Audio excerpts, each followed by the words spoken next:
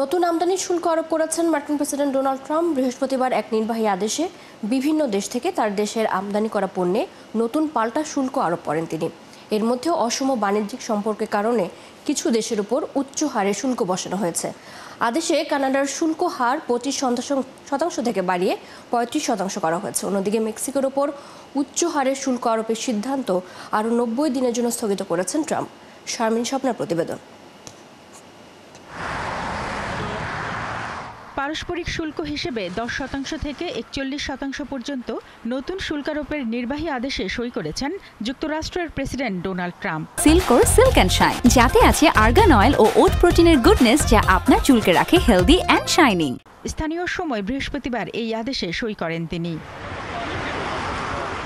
আদেশে সিরিয়ার উপর সবচেয়ে বেশি শুল্ক আরোপ করা হয়েছে। দেশটির নতুন শুল্ক হার 41%।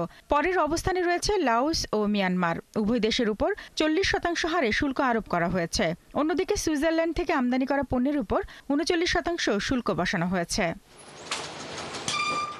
মধ্যপ্রাচ্যের গুরুত্বপূর্ণ দেশ ইরাক ও ইউরোপের সার্বিয়ার উপর 35% হারে শুল্ক বসানো হয়েছে। অন্যদিকে 4টি দেশের উপর 30% হারে শুল্ক আরোপ করা হয়েছে। দেশগুলো হলো আলজেরিয়া, বসনিয়া, হার্জেগোভিনা, লিবিয়া ও দক্ষিণ আফ্রিকা।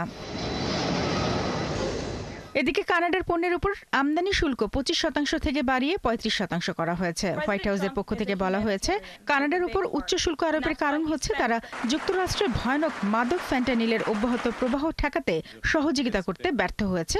তবে কানাডার বাণিজ্য ব্যুরো এই অভিযোগ সরাসরি প্রত্যাখ্যান করেছে। অন্যদিকে মেক্সিকোর সঙ্গে বাণিজ্য চুক্তির জন্য সময় দিতে দেশটির উপর উচ্চ হারের শুল্ক আরোপের সিদ্ধান্ত আরও 90 দিনের জন্য স্থগিত করেছেন ট্রাম্প।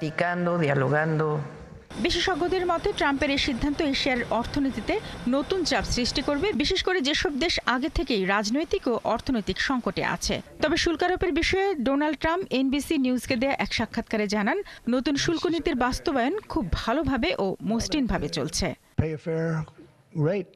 শারমিন স্বপ্না, 71।